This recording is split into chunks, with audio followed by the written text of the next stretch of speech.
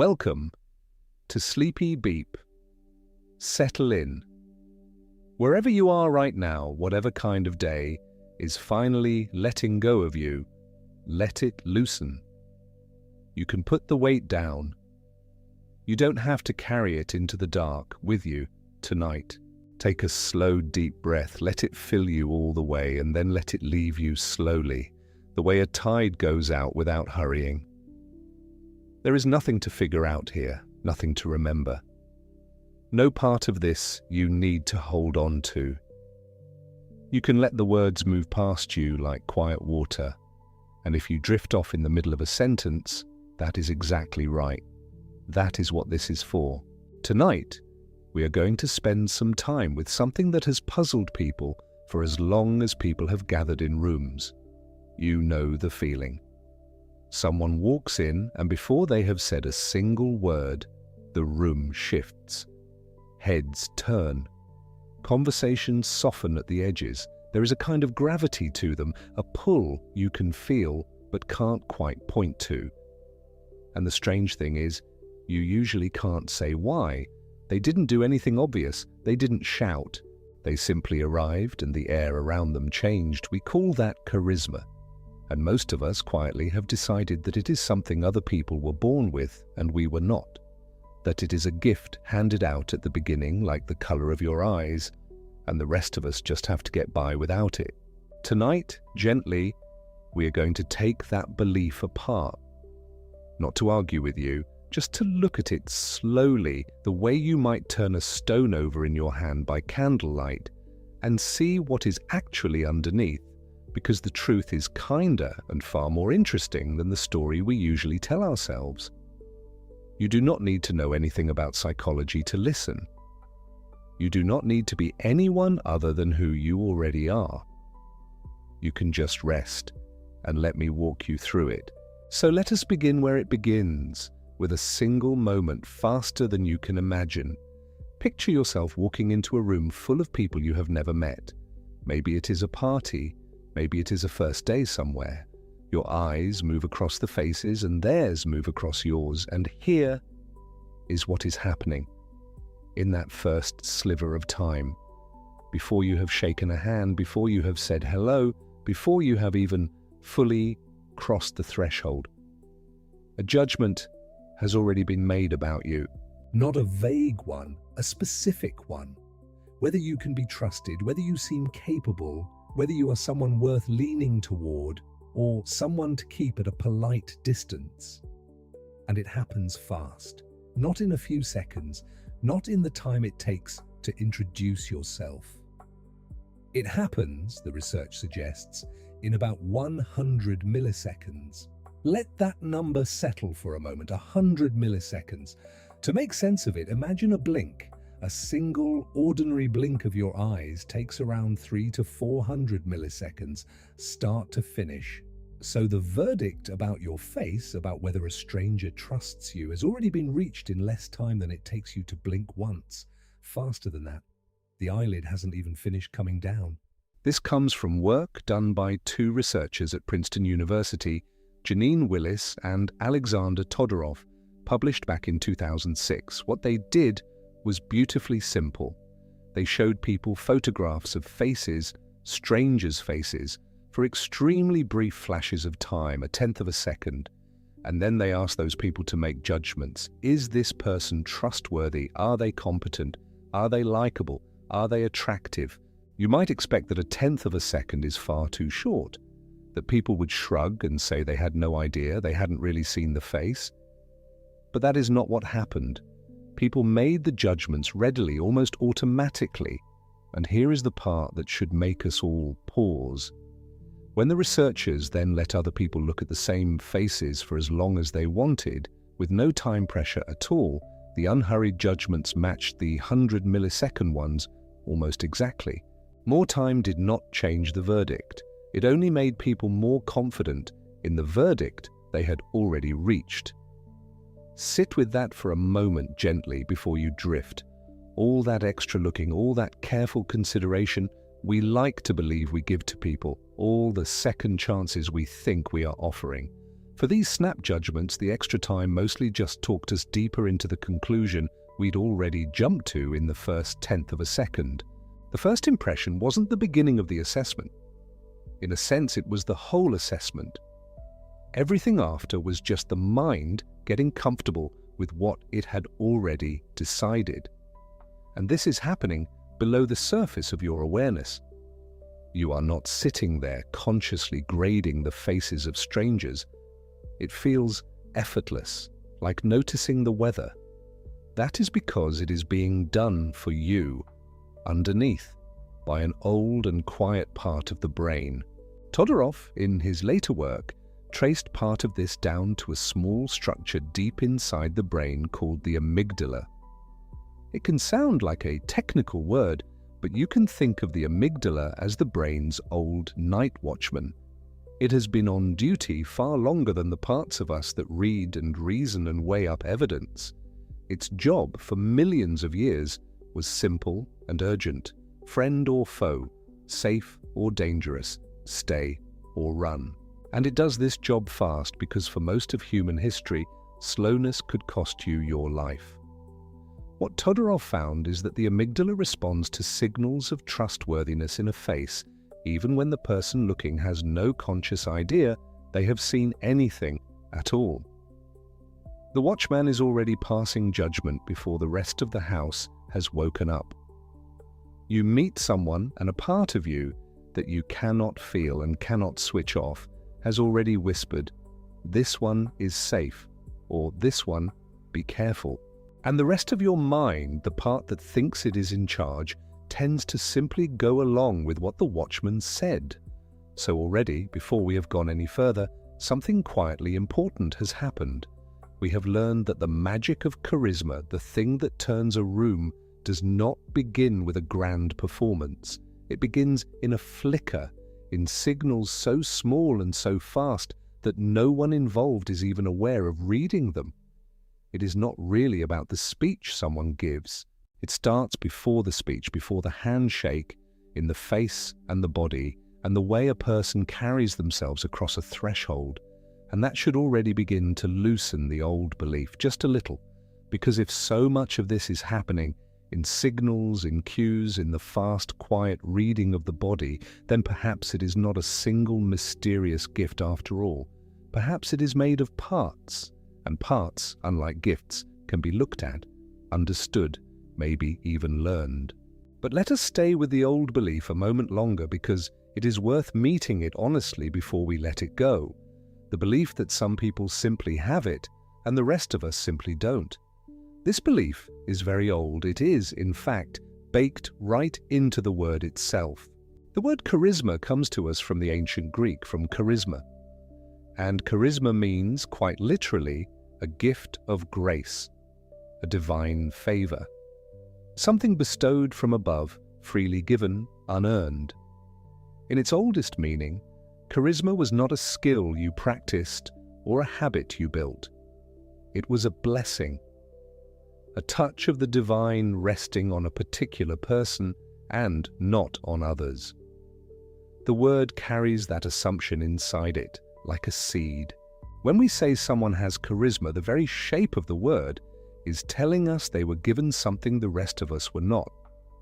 This idea was carried forward much later into the way we think about leaders and power, largely through the work of a German sociologist named Max Weber, writing in the early part of the 20th century.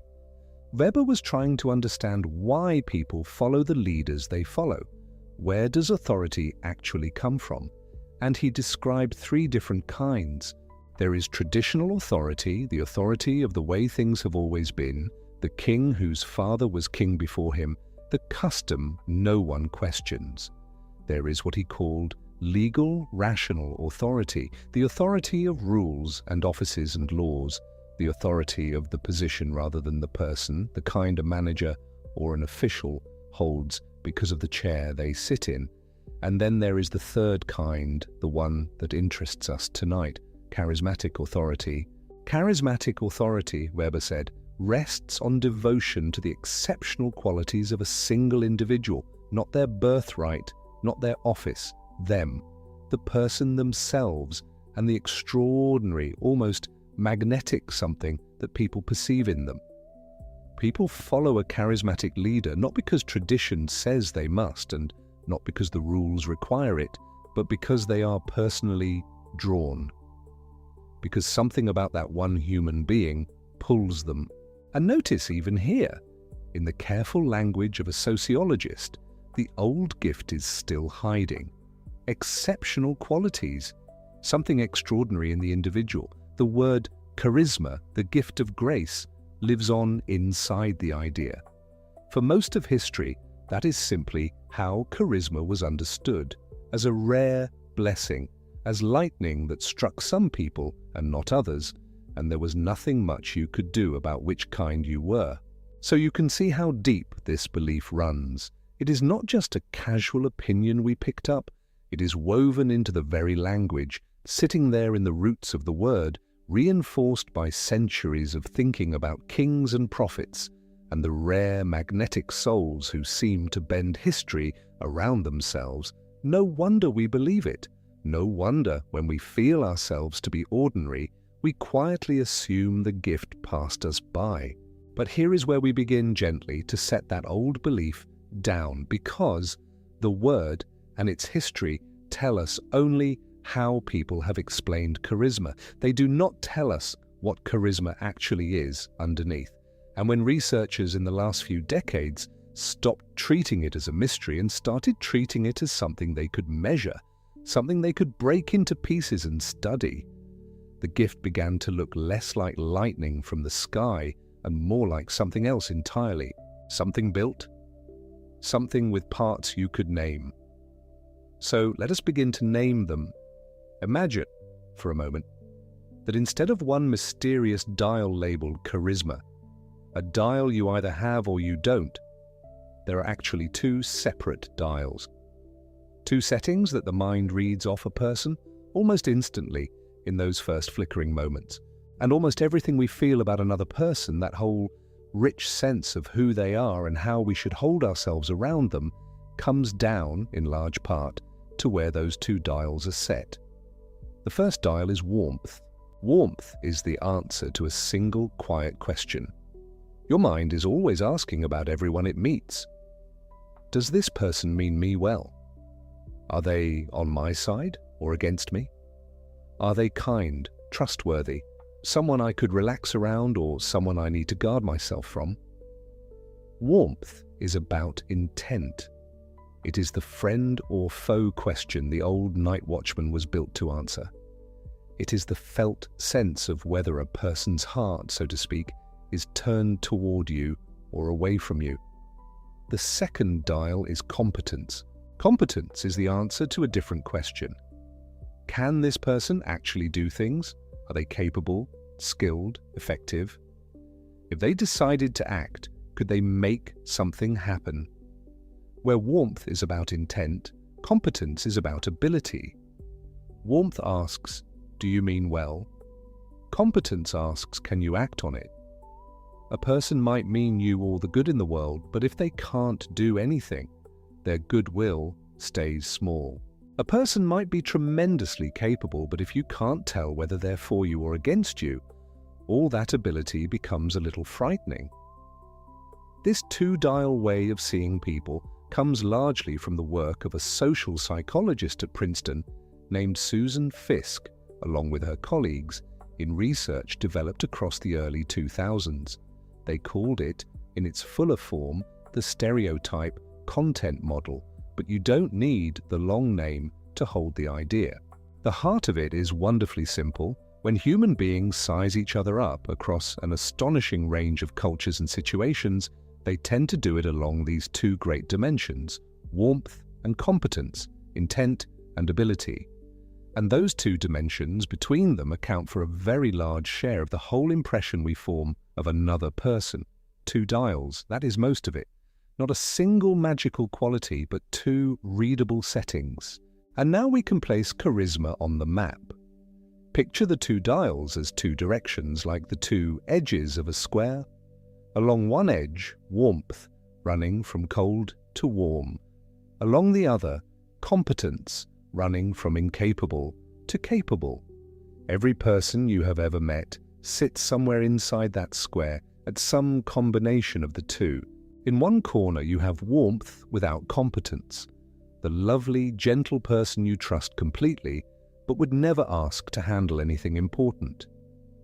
You feel safe with them, but you don't feel pulled toward them with that magnetic quality we are chasing tonight. In another corner, competence without warmth, the brilliant, capable person who leaves you faintly cold. You respect them, you might even fear them a little, but you don't warm to them and you don't quite trust them, and when they walk into a room, people tend to straighten up rather than lean in. And then there is the rare corner, the high corner, warmth and competence, both turned up, both at once. The person who is clearly capable and clearly kind, who could obviously act in the world and who you feel in your bones, means you well while they do it. That corner is where charisma lives. That is the heart of what we are exploring tonight, the spine of the whole thing. Charisma is not one mysterious quality. It is the simultaneous projection of both warmth and competence, both dials high, both at the same time. And the reason it feels so rare, the reason it feels almost like magic when you encounter it, is that most people, without ever realizing it, turn one dial up by turning the other one down. They trade. They become warm by becoming a little soft and harmless, or they become competent by becoming a little cold and guarded. The truly magnetic few do something most of us never quite manage. They keep both dials high together. They are strong and kind in the same breath, capable and safe at once. And here is the part to let rest in you as you drift towards sleep tonight. If charisma is two dials, then it is not a single thing you either have or lack. It is a combination, a setting, and settings can be adjusted. A dial that is turned down can be turned up. We are already, quietly, walking away from the old belief. We are beginning to see that the gift of grace might be less of a gift and more of a skill, a thing made of parts, a thing that in principle could be learned. But I'm getting a little ahead of us, and there's no need to rush. We have all night. Let me make you a small promise instead, one we will return to later, when you may already be half asleep, and that is perfectly fine. Of all the pieces of charisma we are going to gently uncover over these hours together, there is one that is the most powerful of all, and it is almost invisible. You cannot see a person doing it the way you can see them smiling or standing tall or speaking well. It happens in the quiet space between two people, and most who possess it could not even tell you they are doing it. It costs nothing. It requires no special talent. And it is, of all the parts of charisma, the single most learnable. The most within reach of any ordinary person, including you exactly as you are. We will get there. Hold the small mystery of it lightly, like a warm coal in your pocket, and let it carry you forward through the night. For now, simply know that the secret at the very center of charisma is not about performing louder. It is something much gentler than that, and we will come to it when the time is right. Let us pause here for a moment. There is no hurry. Take a slow, deep breath. Feel the weight of your body where it rests, the way the mattress holds you up so that you do not have to hold yourself up at all. Notice how your shoulders have perhaps come down a little from where they were when we began. Let them come down a little more. There is nothing you need to do with any of this. If you remember none of it in the morning, that is fine. You are simply resting and listening and letting the quiet do its slow work. And when you are ready, we will continue together. Now, there is one more thing to settle tonight before we go deeper, and it answers a question that may already be tugging gently at you. If these judgments happen so fast in 100 milliseconds, below all conscious thought, then surely they must be careless. Surely a verdict reached that quickly must be mostly wrong. A snap judgment, we are always told, is a bad judgment. So perhaps all of this is just sloppiness. Perhaps the room is fooled in an instant and corrects itself later. It would be comforting to think so, but the research points, quietly and a little unsettlingly, the other way. These fast readings are not just fast, they are often startlingly accurate. The night watchman, it turns out, is not only quick, he is good at his job. The clearest demonstration of this comes from a wonderful piece of work by two researchers, Nalini Ambady and Robert Rosenthal at Harvard, published back in 1993. They gave us a phrase that has stuck ever since. Thin slices. The idea of a thin slice is this. You take a very small sample of someone's behavior, a thin sliver cut from the whole, and you see how much you can tell from just that tiny piece. And what they found is that a thin slice tells you a great deal more than it has any right to. Here is what they did, and it is worth picturing slowly. They took video recordings of teachers, college instructors, in the act of teaching, and then they cut those recordings down into tiny fragments, not minutes, seconds, clips as short as 6 seconds, and then to strip away the words entirely, to remove anything the teacher actually said, they turned the sound off, silent. Just 6 soundless seconds of a teacher being a teacher, a gesture, a glance, the way they held themselves at the front of the room. 6 seconds, no audio, of strangers who had never met these instructors. They showed these little silent slivers to observers, people who had never sat in those classrooms, never heard those lectures, knew nothing about these teachers at all, and they asked them to form impressions. How effective does this teacher seem? How warm, how confident, how capable? Then they compared those snap impressions formed from 6 silent seconds to something real and weighty. The actual evaluations those teachers received from their real students at the end of a whole semester. Students who had sat through hours and hours of classes, who had been taught, tested, graded, who knew these instructors across months of real contact. You might expect almost no relationship. How could 6 silent seconds possibly line up with the considered judgment of students who knew the teacher for an entire term? But the two matched, strikingly well. The strangers, watching 6 soundless seconds, predicted with remarkable accuracy how a teacher would be rated after a whole semester of being known. Let that land softly. Everything the words conveyed, all the content of all those lectures, all the months of accumulated experience, and the snap impression from 6 silent seconds still saw the heart of it. Because what the observers were reading was not the content, it was the signal underneath the content, the warmth and the competence radiating off the body, off the face, off the way a person occupies their space. And that signal, it turns out, is honest. It leaks out of us constantly, and it is read fast and it is read true. This is why the 100-millisecond verdict is not as reckless as it sounds. The mind is fast because the signal is rich and the signal is reliable.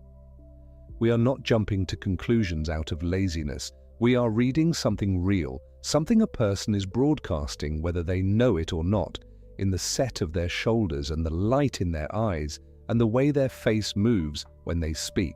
And here, gently, is where the whole thing turns back toward hope and toward you as you lie there in the dark.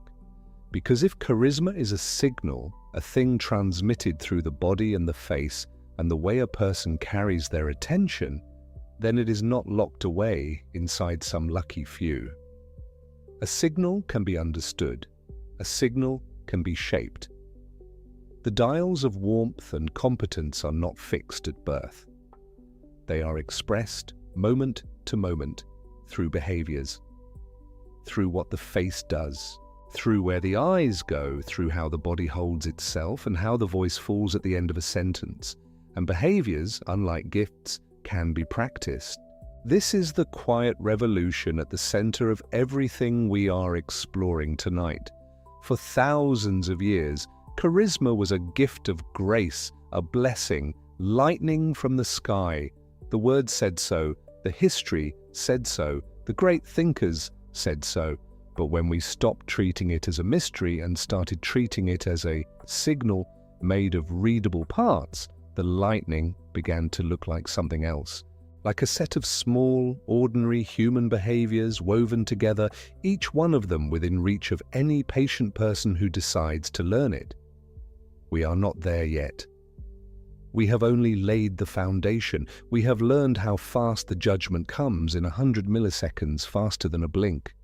We have learned that an old, quiet part of the brain, the amygdala, the night watchman, is grading trust before we are even aware of looking.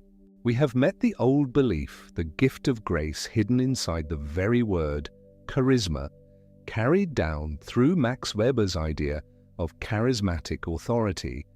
The magnetic individual people follow not for their crown or their office, but for themselves. And we have begun to take that belief apart, gently, by discovering that charisma is not one thing, but two dials, warmth and competence, intent and ability, with the rare magnetic ones keeping both high at once in that bright corner where most people never manage to stand. And we have learned, from 6 silent seconds of a teacher with the sound turned off, that the signal we send is read fast and read true. There is so much more waiting for us in the hours ahead. We will discover which of the two dials the mind actually reads first, and why so many people sabotage themselves by leading with the wrong one. We will find the hard proof from a real study that charisma was deliberately taught to people and their magnetism measurably grew. We will come at last to that almost invisible behavior I promised you, the most powerful and most learnable piece of all, the quiet thing at the very center that has nothing to do with performing louder. And we will uncover the real mechanism by which a room turns toward a single person, the thing that actually spreads through a crowd like warmth through water. But all of that can wait for the breaths to come. For now, there is nothing you need to hold. The two dials, warmth and competence, the 100 milliseconds, the signal that leaks honestly from every one of us. Let the ideas drift where they will. If one of them stays with you, let that be enough. If none of them do, that is enough too. For now, just rest. Let your breath go long and slow.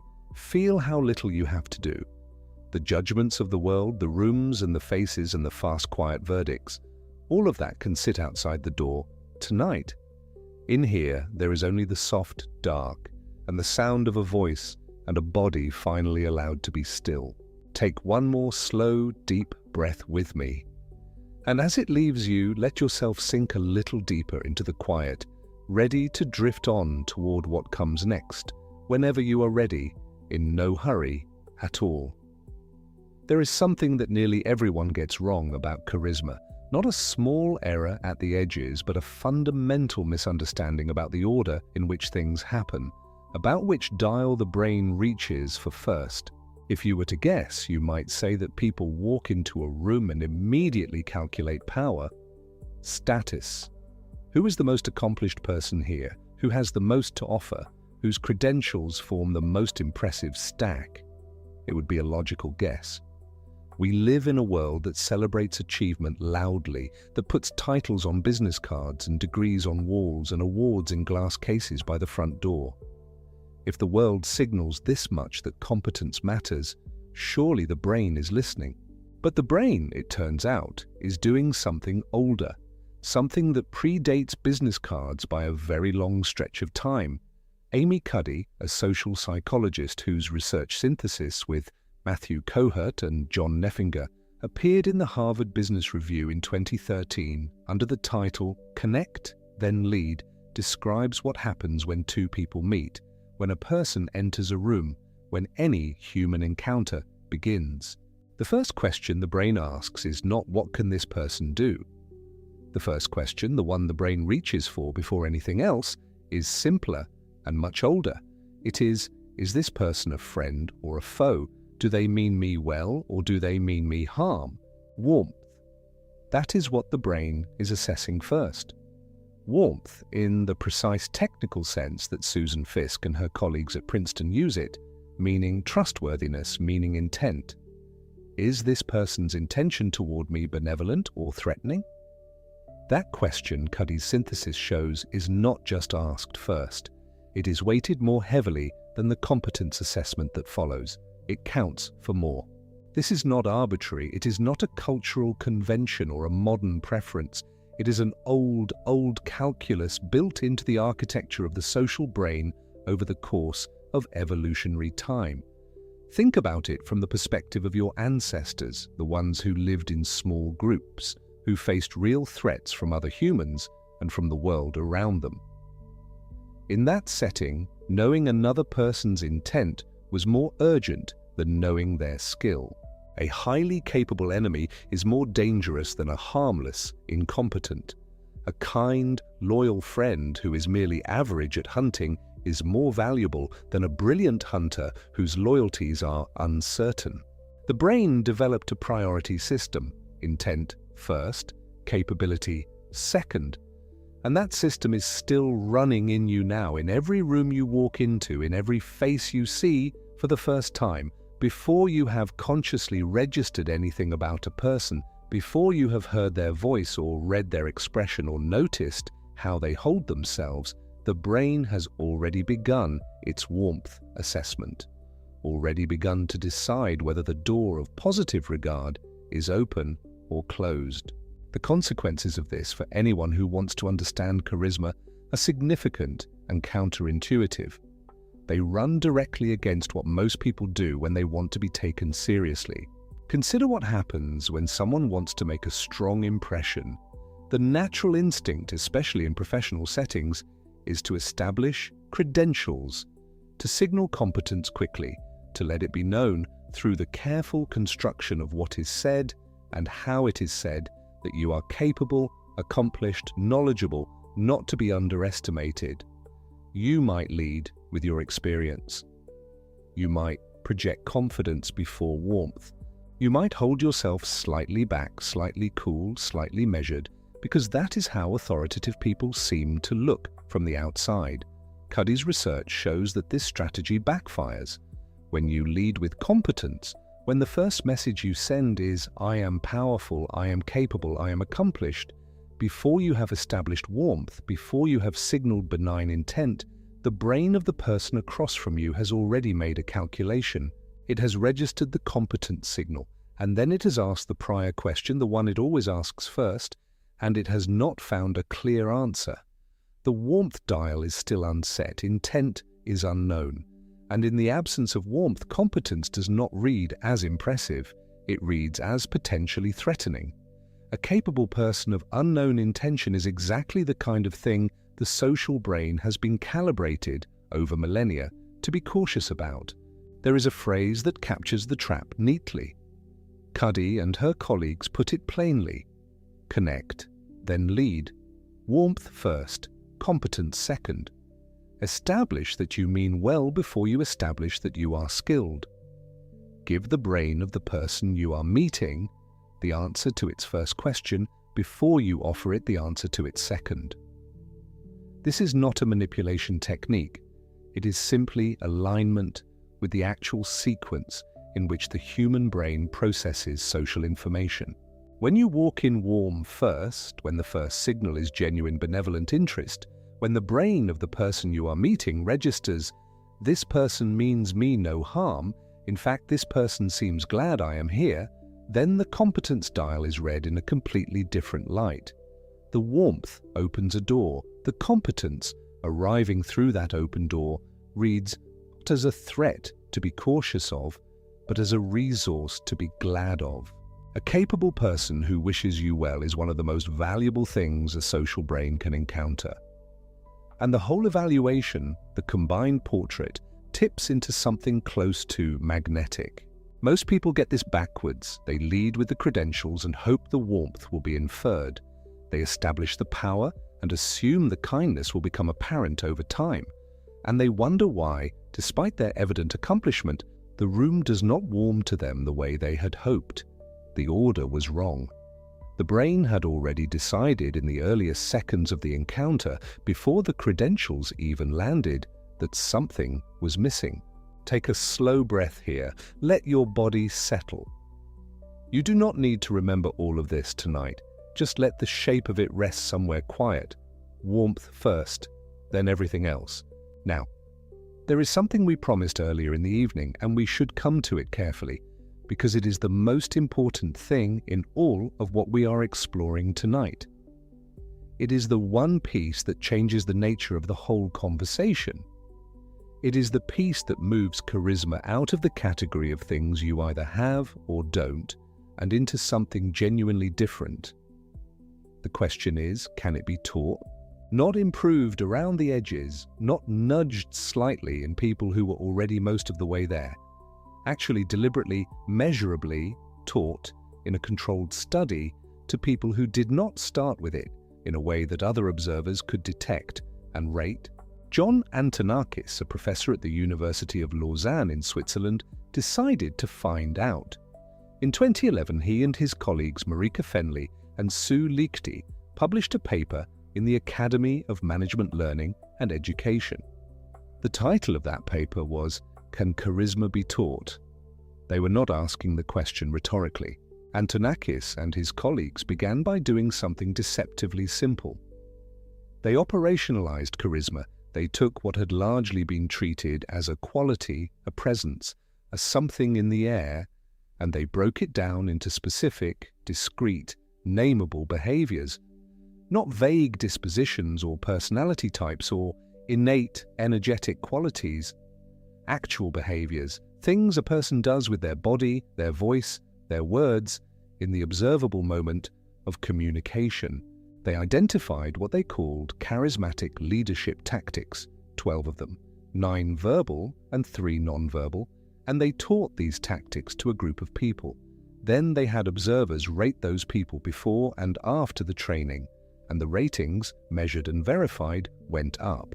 Charisma was trained in. The magnetism measurably grew, not because the people became different at some fundamental level of personality, but because they learned to do different things with the specific tools they already had.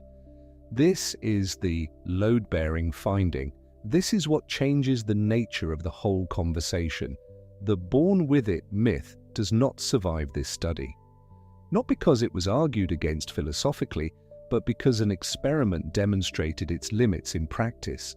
Let us take a slow walk through what Antonakis actually identified, because the 12 tactics, when you look at them carefully, are not arbitrary.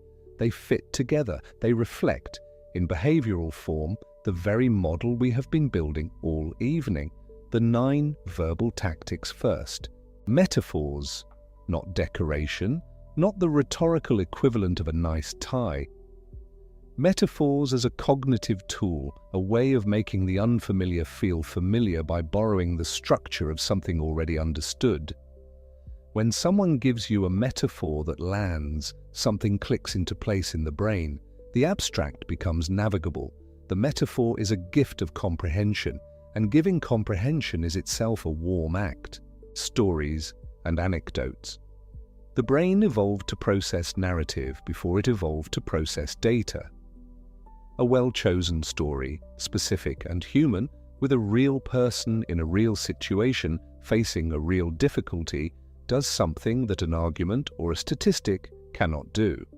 It lets you feel what it was like from the inside.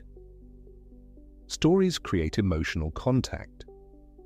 They close the gap between speaker and listener in a way that information, however accurate, does not.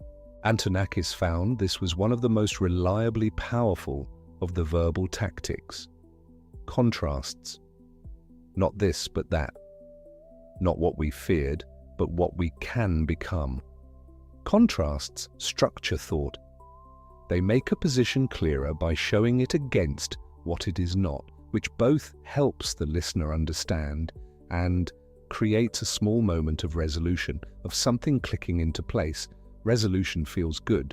The person who gave you that resolution gets credit for it. Rhetorical questions, not questions that require an answer, but questions that invite the listener into the act of thinking, questions that create a momentary sense of inquiry and shared searching. When a speaker asks, "And what does that mean for all of us?" and then answers, The listener has been drawn into the finding of the answer, even slightly, and a thing you participate in finding is more compelling than a thing delivered to you already finished. 3-part lists. The brain finds the pattern of 3 unusually satisfying. 2 feels incomplete, 4 begins to feel like effort. 3 is where structure and memorability meet. Antonakis found that charismatic communicators use this structure often enough that it shows up as a measurable feature of their speech. Expressions of moral conviction, statements that convey a genuine ethical position that signal the speaker cares about something beyond self-interest. This is the verbal equivalent of a warmth signal. It tells the listener that the person speaking has values that extend past their own advancement, that there is a why behind what they are saying that is connected to something larger than career or reward. Moral conviction, authentically expressed, reads as trustworthy, reflecting the group's sentiments, giving voice to what the people in the room already feel but have not said. This is one of the most powerful of the verbal tactics and one of the most difficult, because it requires the speaker to have genuinely listened and genuinely understood before they open their mouth. When someone articulates your unexpressed feeling accurately, something opens in you. You feel seen in a specific, rare way. You feel understood, and you are, quite naturally and quite automatically, drawn toward the person who gave you that experience. Setting high goals. Not impossible or arbitrary goals, but genuinely ambitious ones, ones that signal belief in what the group can do together. There is a quality to being believed in that is deeply attractive. A person who thinks you are capable of more than you have yet done is a person who sees potential in you. Most people spend their lives with more than enough people who see limitations.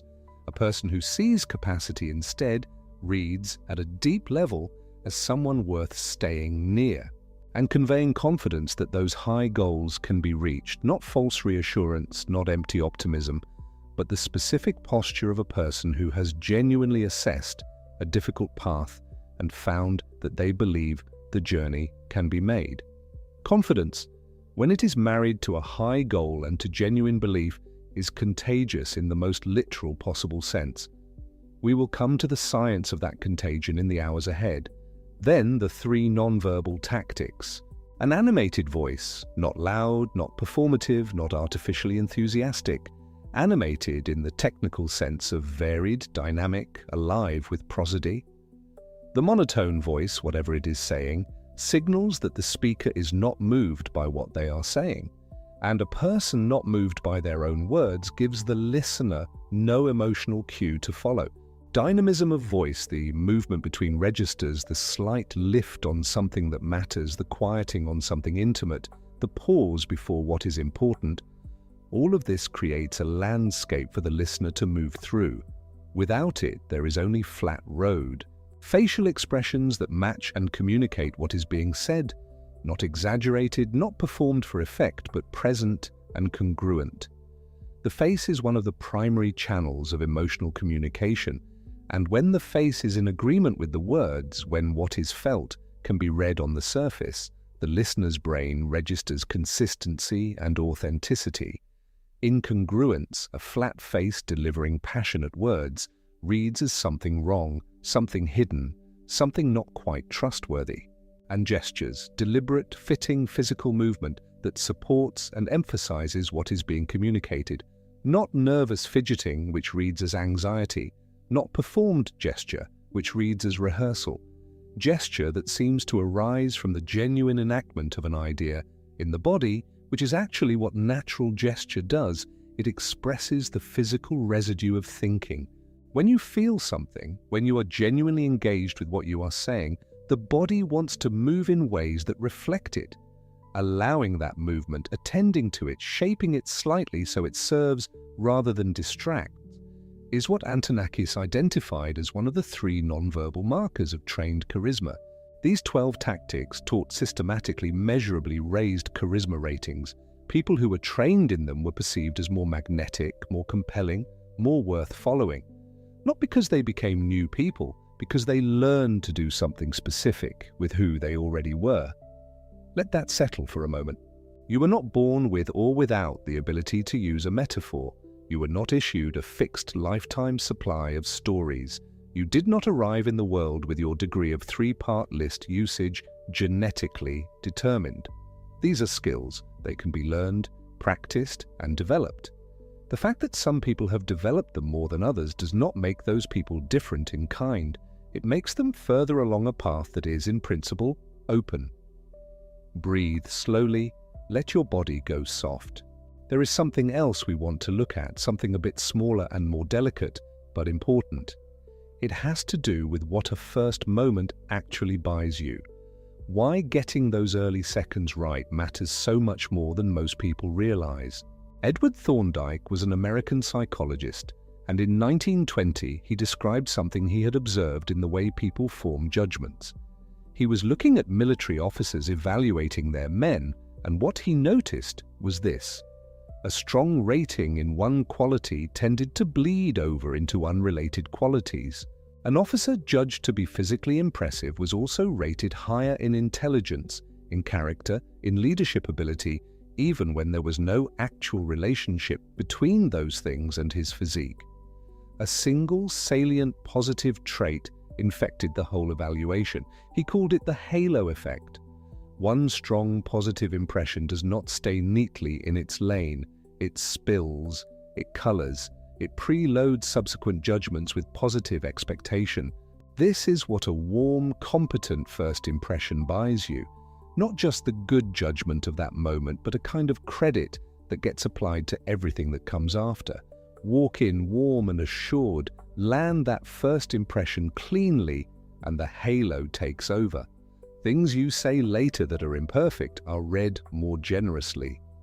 Moments of uncertainty are filed under "even impressive people have bad days" rather than "I knew something was off."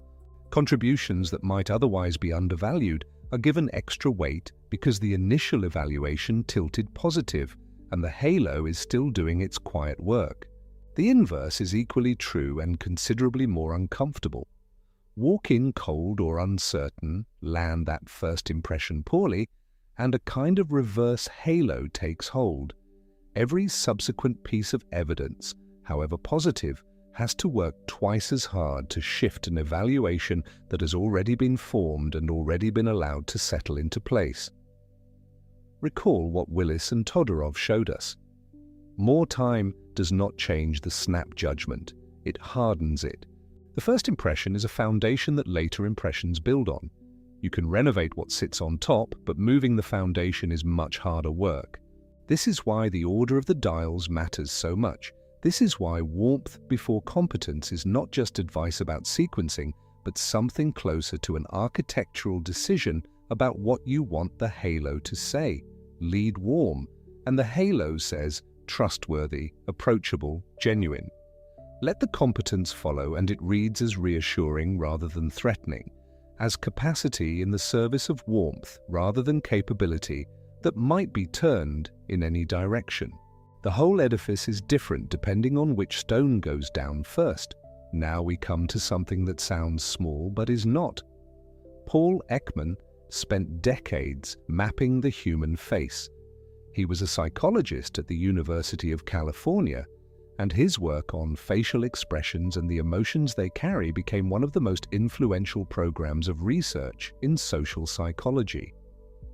One of his most enduring findings is the distinction between two kinds of smiles. The social smile, the polite smile, the smile you put on because the situation calls for it, because you are meeting someone, because the photograph is being taken, because the social script says this is where a smile goes. This smile uses the muscles of the mouth. The zygomaticus major, the one that pulls the corners of the lips upward and outward. It is a perfectly competent smile in the technical sense. It looks to a casual glance like a smile. And then there is the other one, the Duchenne smile, named for the French neurologist Guillaume Benjamin Armand Duchenne, who in the 19th century was the first to formally describe it. The Duchenne smile engages not just the mouth, but the orbicularis oculi, the small muscle that encircles the eye. It is this muscle whose contraction produces the slight crinkling at the outer corners of the eyes, the narrowing of the upper eyelid, the slight raising of the lower lid, what we sometimes call crow's feet or laugh lines appearing in motion. It is this muscle whose contraction tells you that a smile is real. And here is what matters. You cannot fake it reliably. The orbicularis oculi is not under easy voluntary control. You can decide to smile with your mouth. You cannot easily decide to make your eyes participate in the way they do in a Duchenne smile. The muscle responds to genuine positive affect, to actual amusement, warmth, pleasure, and delight more readily than it responds to deliberate instruction. When you feel it, the eyes participate. When you don't, the smile sits in the lower face and the eyes stay neutral, and the gap between the two halves of the face is, at some level, perceptible. People can detect the difference. Ekman's research demonstrated this. We are, as a species, reasonably good at distinguishing the social smile from the genuine one, even when we cannot always articulate how we know. Something registers. Sometimes it registers consciously and we think that smile felt a little hollow. Sometimes it registers below the threshold of conscious awareness as a very slight dampening of the warmth signal, a tiny reduction in the felt sense of being genuinely welcomed. This matters for charisma in a specific and important way. The Duchenne smile is one of the clearest and most readable warmth signals available. When it is genuine, it is perceived as genuine, and it carries real weight in the warmth assessment the brain is running in those early moments. A real smile, one that reaches the eyes, is a piece of evidence of warmth that is hard to manufacture and hard to dismiss. What does this mean in practice? It means that the charismatic person who smiles with their whole face is not performing better than you. They are, more likely, actually finding more moments of genuine warmth and pleasure in the encounter. They are, at some level, actually glad to be meeting people, actually interested in who is in the room. The smile is a symptom of that genuine interest, not a technique layered on top of indifference. This brings us somewhere important, somewhere the tactics of Antonakis and the findings of Cuddy and the halo of Thorndike and the smile of Ekman all point when you trace them back to their common source. The behaviors of charisma are learnable. That is the verified, evidence-backed hard truth of this investigation. They can be trained, as Antonakis demonstrated. They can be understood and deliberately developed, as Cuddy's research implies. The halo effect means that even small improvements in those early signals have outsized downstream effects. The Duchenne smile means that the warmth signal itself is tied to something more fundamental than performance. But here is the thing, here is where all the threads lead, and where we will spend time in the hours ahead. The tactics, the skills, the behaviors, they are real and they are learnable. And they are also, in a sense, symptoms. They are what gets produced on the outside when something particular is happening on the inside. What is that inside thing? We called it presence at the very beginning of the evening, that word that Olivia Fox-Cabane put at the center of her model, the first of her three components, before power and before warmth, presence, being fully, entirely, undividedly here. The verbal tactics that Antonakis identified, the stories, the questions, the moral conviction, the reflection of what the group is feeling, all of these require genuine attention to produce well. You cannot reflect the group's sentiments if you have not genuinely listened to what the group is feeling. You cannot tell a fitting story if you have not paid close enough attention to understand what story fits. You cannot ask a question that draws someone in if you are already planning your own next statement while they are still speaking. The nonverbal tactics, the animated face, the congruent expression, the natural gesture, these arise most naturally and most authentically when you are genuinely engaged, genuinely present, genuinely here in the exchange rather than somewhere else. Performance of engagement is perceptible as performance. The real thing produces different outputs. And the Duchenne smile, the one that carries genuine warmth, arises when you are actually glad the person is there. Actually interested, actually present enough to find the encounter worthwhile, rather than something to get through. So the tactics teach you where to direct your attention, what to practice, what to develop. But the engine underneath the tactics, the thing that makes them land as authentic rather than applied, is the quality of attention itself. Being here, completely, undividedly, with the person in front of you. That quality of attention, Cobain argues, is the foundation of all the rest. And it is, in a deeply strange and important sense, something you can choose. Not in every moment, not perfectly, not without practice, but it is a capacity, not a fixed trait. It can be cultivated, it can be strengthened, it can be brought deliberately to bear on the encounter in front of you, even when the habit is to be partially elsewhere. We promised you that the most powerful and most learnable piece of charisma was invisible, that it had nothing to do with performing louder. Presence is that piece, and the full shape of it, the research that shows it working, the surprisingly concrete ways it leaks and can be recovered, and the thing that, in our current lives, most reliably destroys it before we even realize it is gone, all of that waits for us in the next turn of the evening. But for now, there is no hurry. The evening has been full already. Warmth before competence. The sequence the brain actually uses, not the sequence our achievement-conscious world has led us to believe it uses. The trainable tactics, specific and nameable, that Antonakis taught to real people and measured the effects of, the stories and the contrasts and the moral conviction and the animated voice and the face that says what the words are saying, the halo that a good first moment casts over everything that follows, the real smile, the one that reaches the eyes, the one that cannot easily be manufactured and does not need to be if the interest is genuine. These are not techniques for a performance.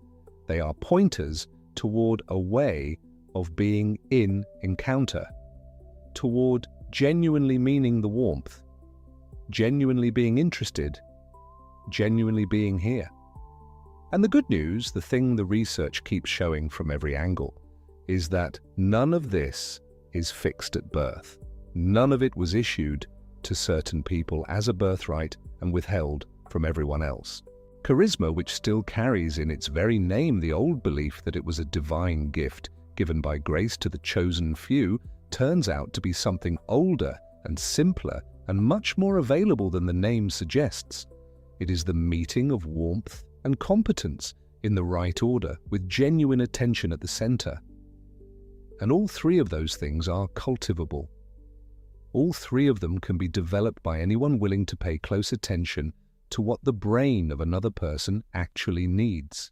Your own brain, hearing this, may already be doing that work, making connections, filing things, finding the places where this lands against your own experience, your own memories of people who walked into rooms and everything shifted, your own moments of being seen and feeling the pull of real presence.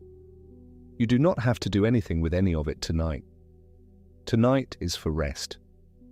Tonight is for letting the ideas settle like snow, quietly, into whatever arrangement they find naturally.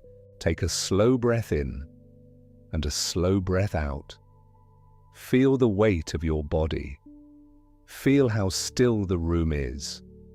Feel how little there is to do right now except be here, just as you are, in the soft dark, while the voice continues, unhurried, carrying you gently toward what comes next. The halo is still glowing, gently, over everything we have covered. The 2 dials, the order, the 12 tactics, and the real smile and the warmth that opens a door that competence walks through. And somewhere ahead, waiting in the quiet, the invisible piece at the center of it all. We are in no hurry to get there. We will arrive when we arrive. For now, let everything soften a little more. Let the ideas go where they want to go. Let your breath do its slow, patient work. And rest here, in the space between what you learned and what you are still coming to understand, which is one of the warmest and most human places there is to be. There is a moment that most people have had and almost nobody talks about honestly.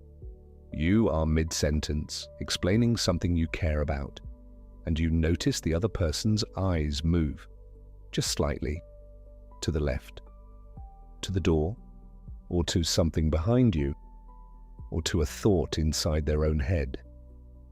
And before you can even name what happened, something inside you closes, quietly, like a window coming down.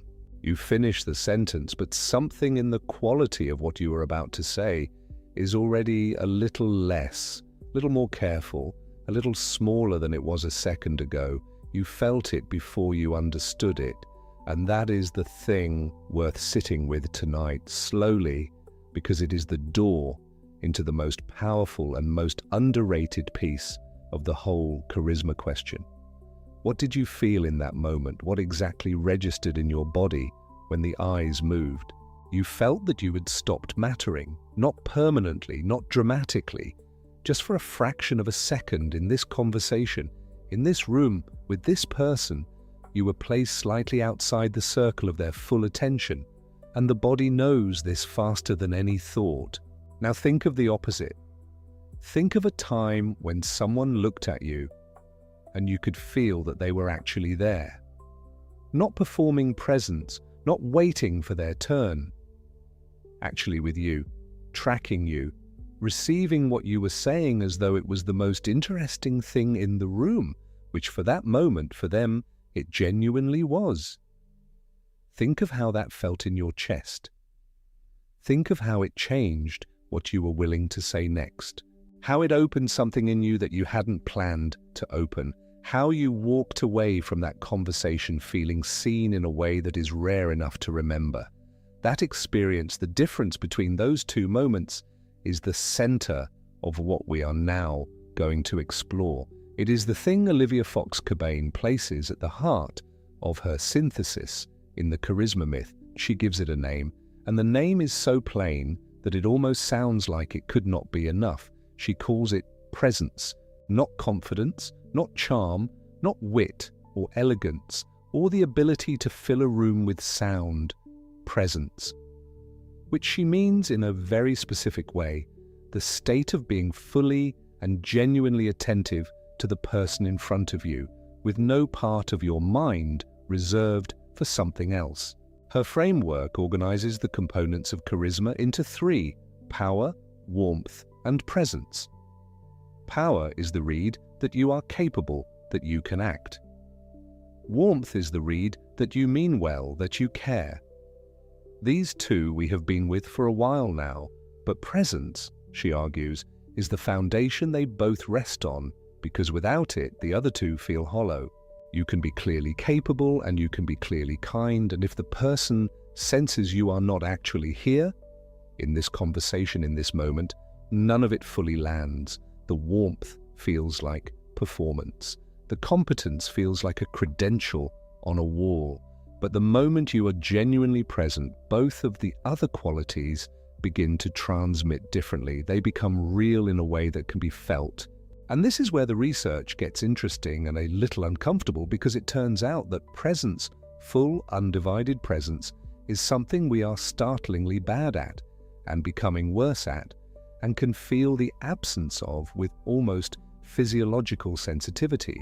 Andrew Przybylski and Netta Weinstein published a study in 2013 that has been called, somewhat affectionately, the iPhone effect study. The finding is disquieting in its simplicity. They had pairs of strangers engage in conversation, and in some of the conversations a mobile phone was placed on the table nearby. Not being used, not ringing, just sitting there in the peripheral vision of both people, as phones now routinely do. In other conversations, there was no phone, just two people and a table, The conversations where the phone was visible produced lower quality connection. People in those conversations felt less understood. They felt their conversational partner was less empathetic, less interested, less present. They disclosed less of themselves. They came away from the conversation feeling slightly less connected to the other person. And the phone was not in anyone's hand. It was not being checked. It was just there, visible, a silent reminder that another world existed, that attention was portable, that at any moment this conversation could be deprioritized. The phone on the table is a kind of symbol. It says, in no language, but in a way everyone reads, I am here, but I could be elsewhere. There are other things competing for my attention. You are the current winner of a competition you did not know you were in. And the brain of the person across from you reads that signal, feels it, recalibrates what it is willing to give you back. The charismatic person, the one who walks in and pulls the room toward them, has, among other things, the quality of making the phone disappear. Not the literal phone, but everything the phone represents. When they are with you, they are with you. The competition is suspended. You are not the current winner. You are the only entrant. And the body of the person being attended to responds to this with something that feels almost like warmth from a fire, a gentle, involuntary leaning in. This is why presence is the most important and also, in Cabani's reading, the most learnable of the three components. Power takes time to build. Warmth can be trained, but is deeply intertwined with actual feeling, with real care. But presence, the quality of full attention given cleanly in this moment to this person, is something you can choose to practice. Right now, with the next person you speak to, not perfectly, not permanently, but noticeably, and the person across from you will notice. They will feel it in the way you feel the sun when you step out of shade, without needing to name what changed. Take a breath now, slowly. Let your chest rise and fall in its own time. Notice what has gone quiet around you. This is a small practice of what we are talking about, being here, in this particular moment, not in the next one, just here. The way full attention creates pull is not mysterious when you understand what is rare. We live, most of us, in a state of divided attention nearly all the time. There is the conversation and there is the thought about what to have for dinner. There is the person speaking and there is the memory of what you meant to say earlier. There is the room and there is the phone, glowing softly in a pocket, pulling with a gravity that is designed by rooms full of engineers to be stronger than almost anything else. Against all of that, meeting someone who is genuinely, wholly in this conversation with you is startling, in the way a very quiet room is startling when you have been in noise for a long time. The quiet itself becomes remarkable. And so the first and most powerful upgrade anyone can make to how they show up in conversation is not to craft a better opening line. It is not to learn a more impressive vocabulary or to stand in a different posture or to remember to smile more. It is simply to be more present, to close the other tabs mentally, to let the other person be the whole world for the minutes they are speaking to you. There is a downstream effect of this that connects directly to what the research found about a seemingly different skill: asking questions. Karen Huang and her colleagues at Harvard, along with Alison Wood-Brooks, Julia Minson, and Francesca Gino, published a study in 2017 in the Journal of Personality and Social Psychology that explored what happens when people ask more questions during conversation. What they found was that question asking, and particularly the asking of follow-up questions, was one of the most reliable and simple routes to being better liked. Think about what a follow-up question is at its most basic. It is proof of listening. It is evidence that what the other person just said was received, was registered, was interesting enough to generate another question rather than a pivot to your own experience. It is the conversational equivalent of leaning in. It says, I was here for what you just told me, and I want more. The people in the study who asked more questions, especially follow-up questions, were rated as more likable, more interested, more warm. And here is the thing that tends to surprise people when they hear this. They were not rated as less competent for asking. The asking did not read as ignorance or insecurity. It read as care, as attention, as the very signal of presence that makes another person feel that they are, in this moment, the most important thing in the room. There is also a personal experience most people recognize when they stop to think about it. The best conversations you have ever had almost certainly had this quality. One person says something and the other leans in with a question that shows they actually caught the texture of what was said, not the surface of it, but something beneath it, something that was almost in the words but needed to be drawn out. And that moment of being caught, being genuinely caught by another mind that was tracking you carefully, is one of the most intimate experiences available in ordinary life. This is not a technique in the cold sense, or rather, it can be practiced as a technique and the practice will produce results, but what it is really practicing is attention. You cannot ask a good follow-up question without actually listening. The question arises from the listening. It is the listening that creates the pull, and the question is just the visible proof of it. Rest here a moment. Let that settle. There is no hurry. Now the eye, the gaze, because this is where the body gets involved in the most direct way. Research on mutual eye contact, on direct gaze between two people, is consistent in a finding that feels very old and also still startling. Eye contact does something, not metaphorically, literally, physiologically. Mutual gaze, the moment when two people's eyes are actually meeting, increases arousal.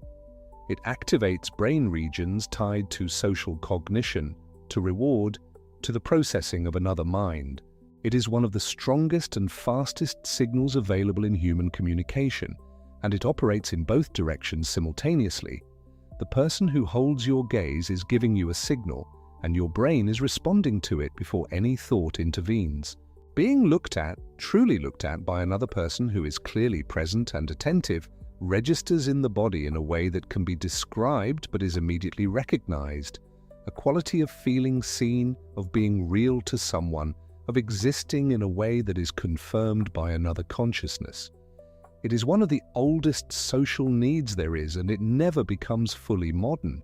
We still need it. We still feel its presence and its absence with great precision, and we are remarkably bad at sustaining it without practice. In a culture of screens and ambient distraction, holding eye contact during a conversation, real contact, not the aggressive staring of a challenge, but the warm, interested contact of genuine attention, has become unusual enough to read as a gift. The person who looks at you while you are speaking, who keeps their gaze steady and warm while you finish your thought, who does not look at the door or the drink in their hand but at you, actually at you, is extending a form of respect that the body receives as warmth even before the mind can name it. No. And so eye contact as a piece of the charisma system is not a standalone trick. It is an expression of presence. It is what genuine attention looks like in the body's language. The two are not separate things. When you are actually present, eye contact happens naturally because there is nothing else more interesting to look at. And when your attention is divided, the eyes will reveal it because they cannot fully lie. Now we move gently into something a little more subtle and a great deal more automatic. Tanya Chartrand and John Bargh, researchers then at New York University, published a finding in 1999 in the Journal of Personality and Social Psychology that has come to be known as the chameleon effect. What they observed was this: people unconsciously mimic the behaviors of the people they are with. If your conversational partner crosses their legs, you are more likely to cross yours. If they touch their face, you are more likely to touch yours. If they lean back, you lean back. This is not a decision. It happens below the level of awareness, quietly, automatically, as a natural feature of social engagement. The more fascinating part of the finding was what the mimicry was doing. When Chartrand and Bargh deliberately had confederates in the study mimic the participants who were being mimicked, without knowing they were being mimicked, reported that the interaction went more smoothly. They liked the other person more. They felt the interaction was more pleasant, more harmonious, more connected. The mimicry was producing rapport, silently, automatically, below the threshold of anyone's conscious awareness. Think about what this means for the physical reality of a warm interaction. When two people are genuinely engaged with each other, their bodies are actually synchronizing. Breathing rates slow toward each other. Postures mirror each other. The rhythm of one person's speech begins to echo in the response timing of the other. This is not performance. This is what genuine connection looks like in the body's language. It is the behavioral signature of real attention, and the brain of the person you are with reads it as warmth, as safety, as the ancient signal that you are aligned, that you are together, that the distance between you has narrowed. And this gives us one of the most interesting indirect routes to the experience of presence. When you slow down, settle your own body, bring your full attention to the person in front of you, and allow natural synchrony to happen, the other person begins to feel it. They feel the alignment. They may not name it, they may not have language for it, but they will leave the conversation with a sense that something worked, that this person was somehow easy to be with, that there was a quality in the exchange that is rare and worth returning to. This is the chameleon effect, and it is one of the physical mechanisms behind the social reality we call rapport. Take another breath. Let your body settle a little further into whatever it is resting against. There is more warmth ahead, and no rush to get to it. There is a related phenomenon that sits at the more intentional end of the spectrum. Not the unconscious synchrony of bodies adjusting to each other, but the deliberate chosen act of sharing something true about yourself, and the almost mathematical way this act produces closeness. Arthur Aaron, a social psychologist, designed a procedure in 1997 that has become one of the most replicated and most discussed findings in the literature on intimacy. He was interested in whether closeness between two strangers could be produced experimentally. The answer, it turned out, was yes. And the mechanism was simple enough to hold in your hand. Two people sit together and take turns answering questions. The questions escalate. They begin easy, almost trivially so. What would constitute a perfect day for you? When did you last sing to yourself, and would you do it for someone else? But they move gradually, question by question, into territory that is more personal, more vulnerable, more true. What do you value most in a friendship? What is your most treasured memory? If you knew that in 1 year you would die suddenly, would you change anything about the way you are living now? Share something you consider a positive characteristic of your partner. By the end of the procedure, pairs of strangers who had spent about 45 minutes together with these questions reported feeling significantly closer to each other than pairs who had spent the same time in small talk. Some pairs, after the study, became genuine friends. At least one pair became romantically involved. The closeness generated by the procedure was real, felt, and measurable. What the 36 questions, as they have come to be called, reveal is something about the architecture of intimacy. Closeness is not primarily a function of time. It is not a function of shared experience in the conventional sense of having survived something together or lived in proximity for long enough.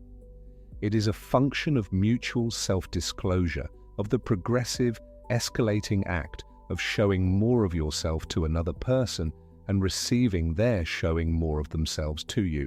And here is where this connects back to the charismatic person who walks into a room and pulls it toward them. One of the things they tend to do, often without theorizing it, is make other people feel willing to disclose. The quality of attention they offer, the sense that you are safe in this conversation, that you will be received without judgment, that they are genuinely interested in the real version of you and not the surface version, opens something in the person they are with. People tell charismatic people things they do not typically tell relative strangers. And this feels like magnetism, because it is. It is the natural result of an environment of full attention and genuine warmth in which the usual guards come down because there is no apparent reason to keep them up. Self-disclosure, when it is invited by genuine presence and genuine warmth, creates intimacy at a speed that social convention suggests should take much longer. And the charismatic person understands this, implicitly or explicitly. To be told something private is to be trusted, and to be trusted is to have become, in some real sense, important to another person. This is one of the roots of the pull. Take a slow breath. Let your eyes close if they want to. Let the room be quiet. We have been covering real territory, and the territory is worth resting in. We have been talking about nonverbal signals throughout this evening, about what the body sends and what another body reads. And this is a good moment to address something directly because it is one of the most famous and most misunderstood statistics in all of popular psychology. Albert Mehrabian, a researcher at UCLA, conducted studies in the late 1960s and early 1970s on the communication of feelings and attitudes. From that work came a set of numbers that have since been repeated so many times in corporate training sessions, self-help books, and YouTube thumbnails that they have taken on the quality of settled law, the 738-55 rule, which goes like this. In communication, only 7% of meaning is conveyed through the actual words, 38% through tone of voice, and 55% through body language. These numbers are not wrong. They are just about something much more specific than the way they are typically cited. Mehrabian himself has stated, repeatedly, and with some evident frustration, that his findings apply specifically and only to the communication of feelings and attitudes when verbal and nonverbal signals are in conflict. When you say the words "I am fine" in a tone that communicates "I am deeply not fine," the listener trusts the tone over the words. That is what the research was about. It was not a general statement about all human communication. If someone is reading you the train schedule, the words carry essentially all of the information. If someone is telling you they are happy for you while their face says something different, the face wins. That is what Mehrabian found. The reason it matters to say this clearly is that the universal version of the claim, which is what almost every article on charisma repeats, implies that words almost do not matter at all. That what you say is essentially irrelevant compared to how you stand and what tone you use. And this is simply not true, and treating it as true leads people toward a version of social performance that is all surface and no substance, which is, as we have been establishing all evening, the opposite of what actually creates charismatic pull. What is true and what the corrected principle says is that when your nonverbal signals and your words are out of alignment, the brain weights the nonverbals more heavily in its read of your emotional state and your intent. This is important and real. It is the reason that saying warm words in a cold tone produces the read of coldness. It is the reason that the most technically precise statement delivered with visible contempt communicates contempt. The body's signals carry enormous weight in the read of how you feel and what you mean, but the words still matter. The content matters. The 12 charismatic leadership tactics that John Antonakis identified, the ones that could be trained and would raise charisma ratings in controlled experiments, included verbal tactics alongside nonverbal ones. The metaphors, the stories, the three-part lists, the rhetorical questions, the expression of moral conviction, these are word-level choices. They matter. They are part of the system. What Mehrabian really found, stripped of the exaggeration, is this: presence and alignment win over words without feeling. A warm tone and an open body and genuine attention will do more for your connection to another person than the cleverest sentence in the world delivered while you are clearly somewhere else in your head. But presence and content together, warmth and clarity together, the full attention and the substance to back it up, that is the high corner. That is where the magnetic people live. So when you hear the 73855 numbers cited as though words are nearly irrelevant, you are hearing a finding misapplied. The honest version is more nuanced and, in the end, more useful. Align your verbal and non-verbal channels. Bring your whole self into the communication, and the non-verbal signals will amplify and authenticate everything the words say. Let that rest in its proper place. Let it settle. Take another slow breath. Notice how dark and how still it is where you are. Notice the quality of the air.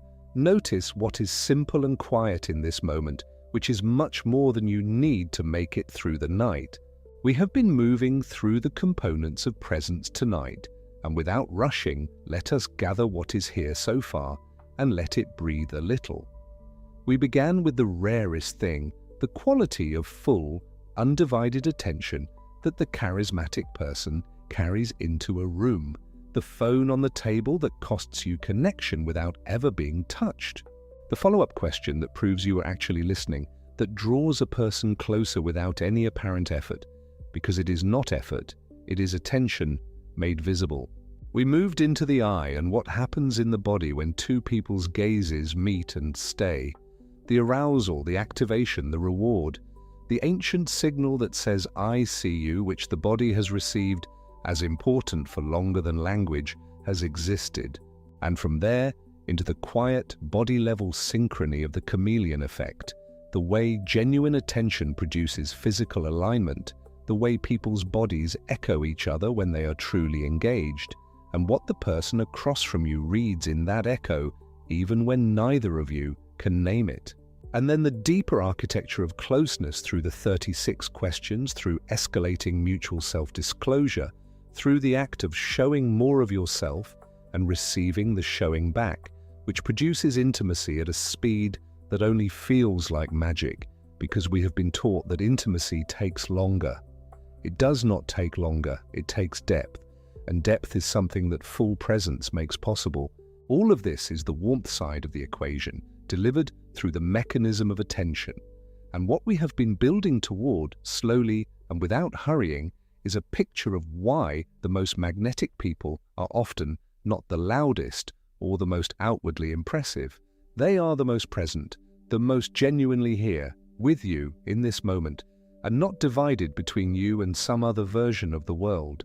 There is a quality to being in the presence of someone who is truly, wholly present that most people describe, when they try to name it, with words like warmth or kindness or just the feeling of being liked. But the thing underneath all of those descriptions, the mechanism producing all of them, is something simpler and more actionable. Their attention is on you completely, and that rarest of gifts is registered in your body as one of the most affirming experiences available in social life. This is the hidden engine. This is what the research, coming from several directions at once, keeps pointing toward. Not louder performance, not more impressive credentials, not a more dominant posture. The quality of attention, which is to say, the degree to which you are, at any given moment, actually here. And here is the good news that the research makes possible to say, honestly, this is the most learnable piece. You do not have to become someone different to become more present. You have to make different choices about where your attention goes. You can practice. You can begin with the next conversation you have, putting the phone away, closing the internal browser tabs, and giving that conversation the gift of your whole mind. And the person you give that to will feel it. They will not be able to say exactly what was different. They will only know that something was. The body is already making its own slow preparations for sleep.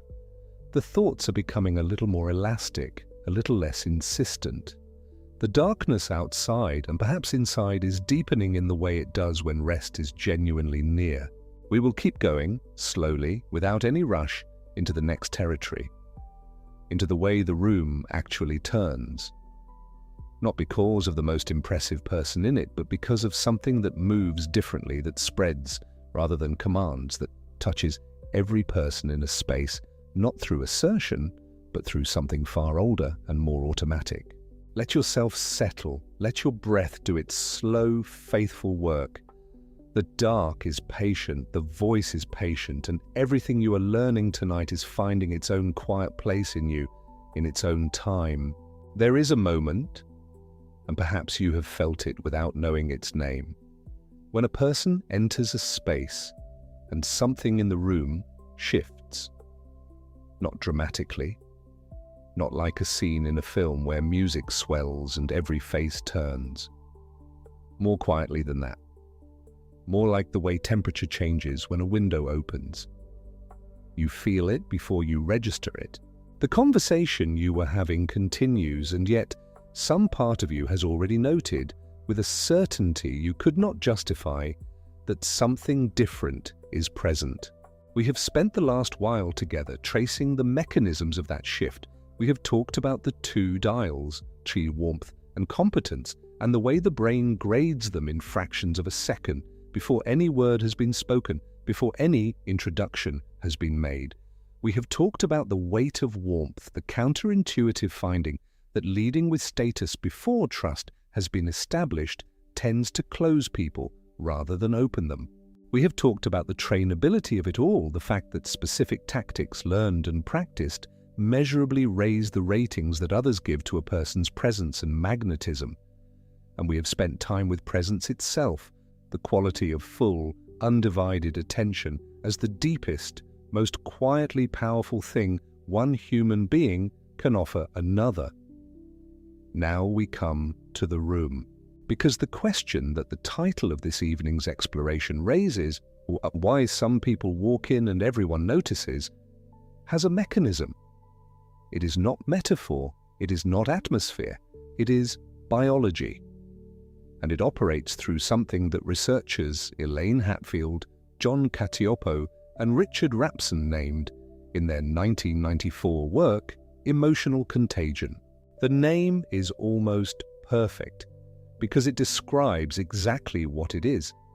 Emotions spread, not through argument, not through persuasion, through something much more automatic, much older, and much less mediated by conscious choice. We catch emotions from other people the way we catch a cold, not because we decide to, but because we are built for it. The mechanism is this.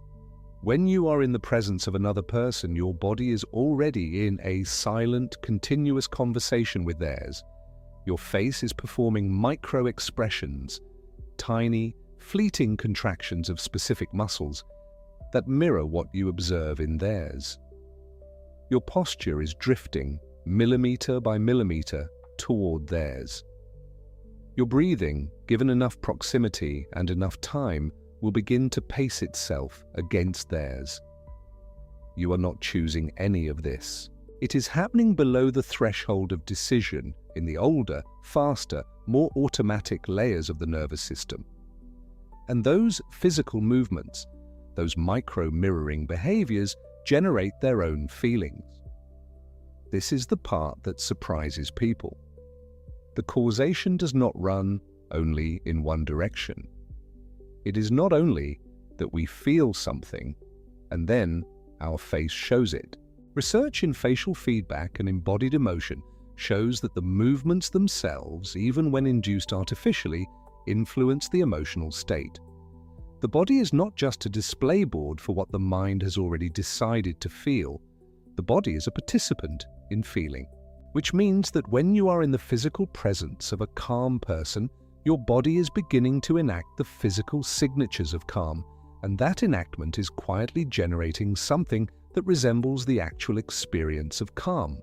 This is why a room turns towards someone who carries a certain quality, not because that person has announced their quality or argued for it or performed it loudly for the back rows, because the room's nervous systems are already automatically receiving and beginning to replicate the signal that person is transmitting. The calm person makes the room calmer, The convicted person lights something in the room that was not lit before. The enthusiastic person does not persuade you to be enthusiastic. They transmit enthusiasm the way a warm object transmits heat, through simple proximity and contact. Hatfield, Cacioppo and Rapson documented this carefully. They were not making a poetic claim.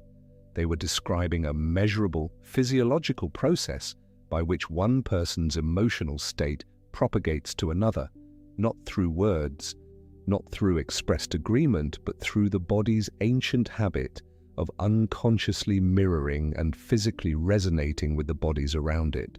This is the mechanism behind the room turns. The person who is most calmly, most genuinely, most fully themselves, whether that self is convicted or warm or steady or quietly joyful, is broadcasting a signal.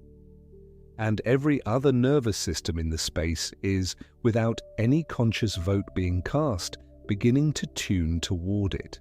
There is a biological substrate to this that researchers have been careful and sometimes cautious about naming because it has been somewhat overclaimed in popular culture. In the 1990s, Giacomo Rizzolatti and colleagues working in Parma discovered a class of neurons that fire both when an individual performs an action and when that individual observes the same action in another.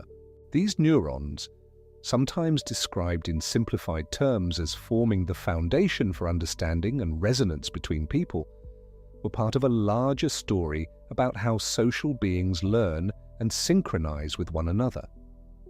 The popular summary that followed of mirror neurons as the explanation for empathy, for reading minds, for all human connection was probably overextended. The science is more complicated than the popular telling, but the underlying principle that the brain contains systems specifically oriented toward understanding and internally simulating the states of others, that when you watch someone afraid, something in your neural architecture begins rehearsing the pattern of fear. I should say that principle is sound. The nervous system is built to feel with, not as a learned sophistication, but as a primary structural feature. What this means in the room, in the ordinary room where people are gathering and talking and half paying attention, is that the person whose internal state is most coherent and most fully expressed will tend, over time, to shape the emotional weather of the space, not through force, through resonance, the way a tuning fork that is already vibrating will begin to draw another tuning fork toward its frequency. So when you ask why some people walk in and the room turns, part of the answer is this: because their emotional state is clear and complete and transmitting. Because they are not divided against themselves, because the signal is not muddied by ambivalence or masked by performance, and the room, being full of nervous systems designed for exactly this kind of reception, receives it. Now we come to something that might seem at first like a more surface-level consideration: posture, the way a person holds their body, the pace at which they move. And yet, Keith Johnston, a theatre director and teacher who wrote an enormously influential book called Impro in 1979, spent years watching the way status operates between people. Not declared status, not official rank, but the status that is negotiated moment to moment through precisely these micro-behaviors: who holds eye contact and who breaks it first, who fidgets and who is still, who moves with deliberateness and who moves with a kind of apologetic speed, as if they are trying to take up as little time and space as possible, who checks for approval and who simply acts, apparently indifferent to whether approval arrives. Johnston was not a researcher in the academic sense. He was a practitioner. But what he observed in theatrical training and what research on nonverbal behavior has substantially confirmed is that status is primarily a posture, a pace, and a quality of stillness. Not an announcement, not a credential. A way of moving through space that the brain reads quickly and with great confidence as a signal of where a person sits in a hierarchy. Think about the way expansiveness reads. A person who takes up space, whose arms move freely, whose shoulders are broad and back rather than pulled in, who occupies a chair as if the chair was built for them rather than as if they are a guest in the chair, is read by observers as confident, as high status, as someone who has authority. This is a well-documented effect in studies of nonverbal behavior and observer perception. The outside perception of expansive posture as powerful is robust. Now here is a place where honesty is needed because this topic has a somewhat tangled recent history. In 2010, Dana Carney, Amy Cuddy, and Andy Yap published a study making a stronger claim that adopting expansive, power-posing postures not only changed how others perceived you, but changed your own internal hormonal states and how powerful you felt from the inside. The study generated enormous attention. It became one of the most viewed TED Talks ever given. Then in 2015, a replication attempt by Rosenthal and colleagues with a larger sample failed to find the hormonal effects. Other researchers attempted replications and found similar null results for the internal state components. Dana Carney herself, one of the original authors, publicly stated that she no longer believed the original internal effects. The stronger, more exciting version of the claim, that you can literally change your own biochemistry and internal experience by standing in a particular way for 2 minutes, did not hold up. What did survive the scrutiny is the external perception finding. How you hold your body is reliably read by others as a signal. Expansive, open, deliberate posture reads as confidence and authority to the people watching you. That effect is well supported. The others in the room are taking their read from your body.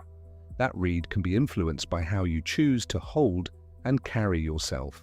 This is a smaller and more honest claim than the original, and it is still significant, because if the question is why some people walk in and everyone notices, part of the answer involves the nonverbal broadcast of composure, stillness under mild pressure, deliberate movement that does not rush, that does not apologize for taking a beat, not fidgeting, not scanning for approval, not adjusting and readjusting as if waiting for confirmation that you are allowed to be where you are.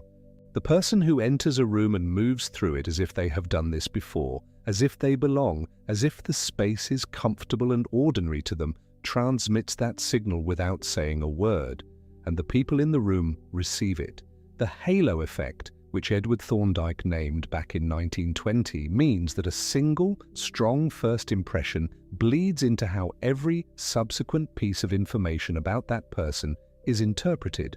One confident, warm, deliberate entrance colors the entire evening. This is not a trick, and it is not manipulation. It is simply the way the brain builds its models of other people, economically, on partial information, and with a strong prior toward its first impression. Johnstone's framework of status transactions is useful here because it names what most people sense but rarely articulate, that every interaction involves a continuous, mostly unconscious negotiation. Who speaks first? Who waits for the other to fill a silence? Who makes the plan and who adjusts to it? Who laughs first? Who touches whose arm? None of these are random. They are part of a constant, implicit conversation about positioning, and the people who navigate it with the most ease are the ones who are least visibly anxious about where they end up. The irony is that high status is often read most clearly through what you are not doing, not seeking approval, not defending, not filling silences nervously. The still person in the room often reads as more powerful than the talkative one, precisely because stillness suggests that the person does not need the external noise. They are self-contained. They are not trying to earn the room's assessment of them. They are simply fully there. There is also the matter of the voice, vocal pitch and prosody, the music of speech, the way it rises and falls and varies and pauses, carry a remarkable amount of information that listeners process without awareness.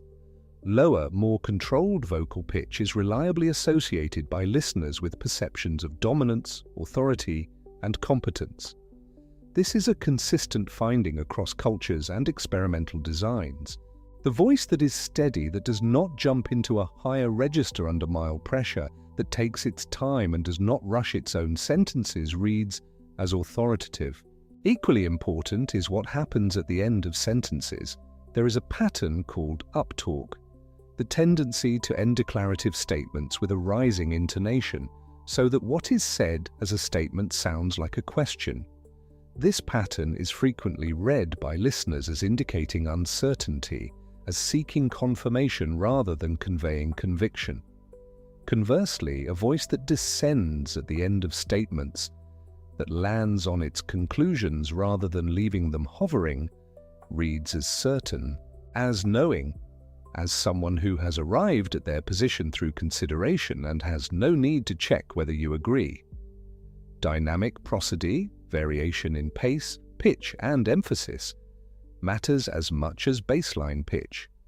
The voice that never varies, that delivers every sentence at the same speed and the same flat level, reads as monotone and is very difficult to attend to for any length of time. The voice that slows down for something important, that pauses before a point it means to land, that lets a particular word carry a little more weight than the words around it.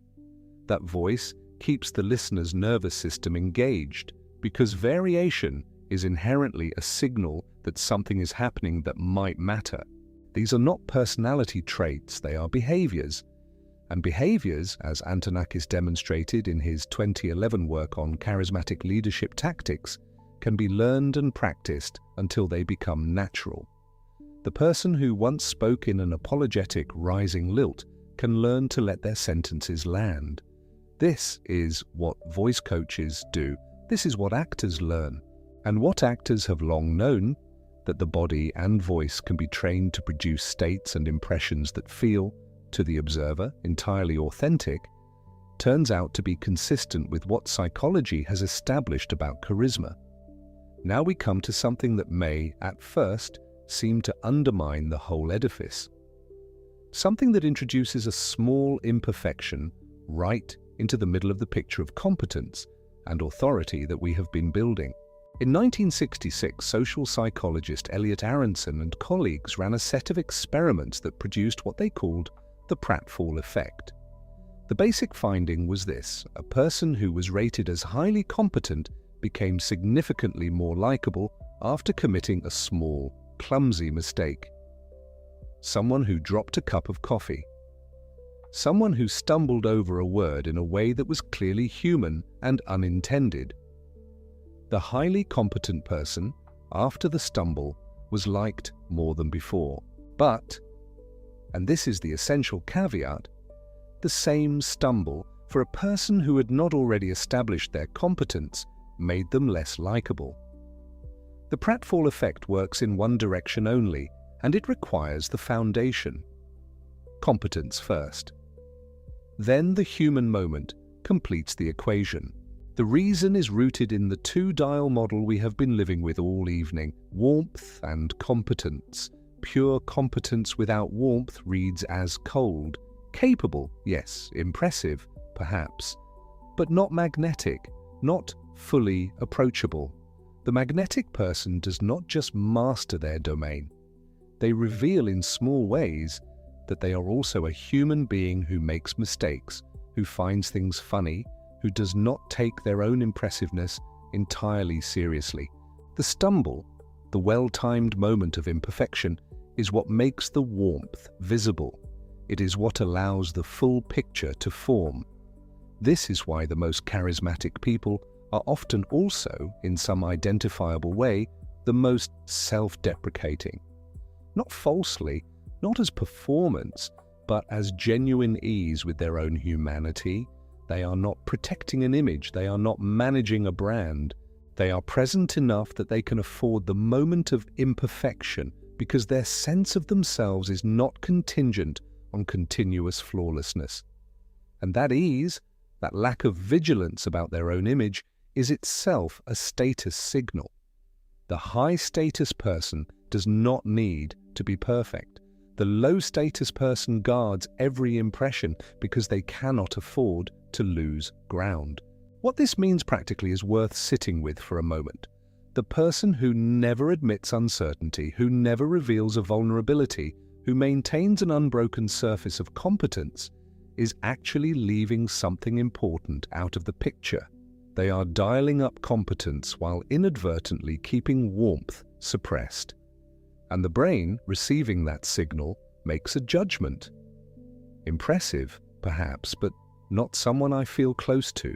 Not someone I trust in the full sense of trust, which requires not just believing in someone's ability, but believing they will use it for me rather than against me. The warmth signal needs a crack to come through. The pratfall is that crack. Now a caution, because this is a part of the story where the picture becomes more complicated and where honesty requires acknowledging something uncomfortable. Cameron Anderson and colleagues in research published in 2012 documented a phenomenon that is worth knowing. Displayed confidence is read by observers as competence, even when the two are not actually connected. People who express certainty, who volunteer opinions with assurance, who occupy conversational space with the bearing of someone who knows what they are talking about. These people tend to be granted higher status by groups even when their actual knowledge is not superior to those around them. Overconfidence, it turns out, is socially rewarded, at least in the short term. The group promotes people who act as if they know without waiting to verify whether they do. This is the uncomfortable edge of the research, because everything we have established tonight about the trainability of charismatic behavior could, in principle, be used to construct an impressive and persuasive surface that does not correspond to what is underneath it. A very practiced set of warmth signals and competence signals could make a person seem trustworthy and capable when they are neither. And history provides more than enough examples of this, of charisma weaponized, of presence used to lead people toward harm rather than toward flourishing. The research does not adjudicate this. The research only describes the mechanism. The person who decides how to use the mechanism is you. What is worth noting is that authentic charisma, the kind that compounds over time, that deepens rather than corrodes trust, that leaves the people who experienced it better rather than worse, tends to be grounded in something real. The warmth is actual, the presence is genuine. The conviction comes from something that the person has actually thought about and actually believes. The performances that are entirely hollow tend eventually to reveal themselves. The short-term reward of ungrounded confidence has a longer arc, and that arc bends toward being found out. But the caution remains worth naming. The behaviors are real, the perceptions they generate are real, and the question of what those perceptions are in service of, that is a question each person has to answer for themselves. Howard Friedman, working in the 1980s, developed what he called the effective communication test, a measure of expressiveness, of the degree to which a person's internal emotional states are legible in their face, voice, and body. The test measures something like emotional bandwidth, how much of what you feel comes through, how fully you broadcast rather than contain.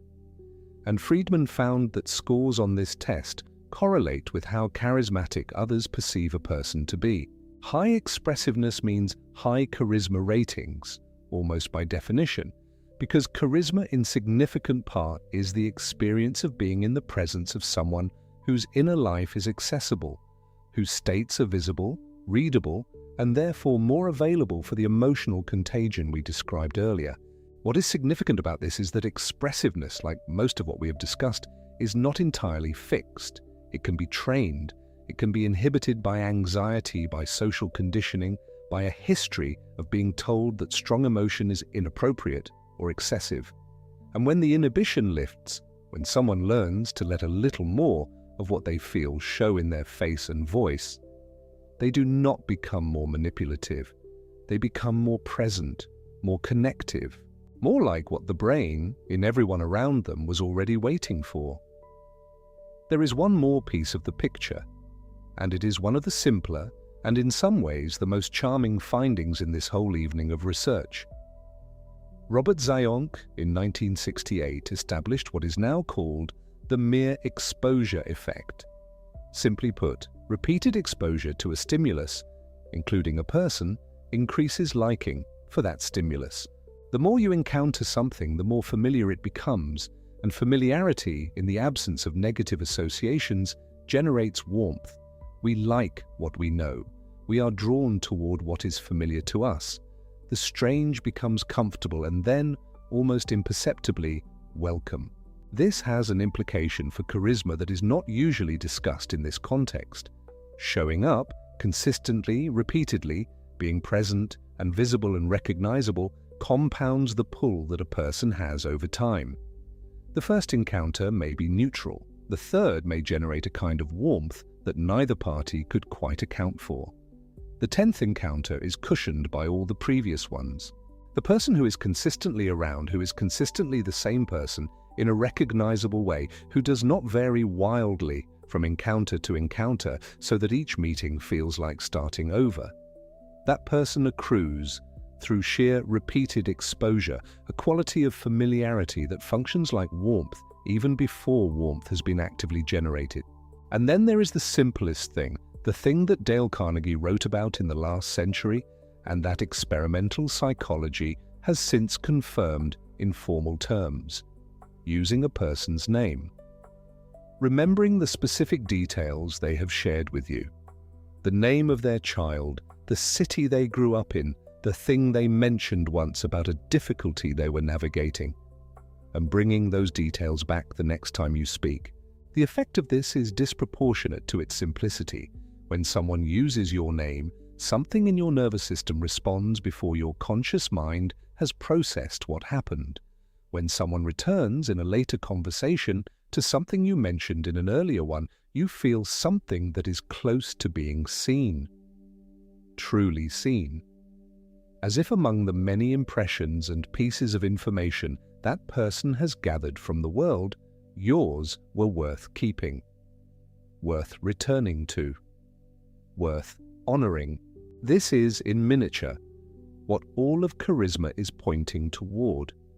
The experience of being in someone's full, genuine attention, of being received rather than merely encountered, of having your particular existence, not a generic human being, but you, specifically, with your name and your history and your small specific details, register as worth the other person's complete focus.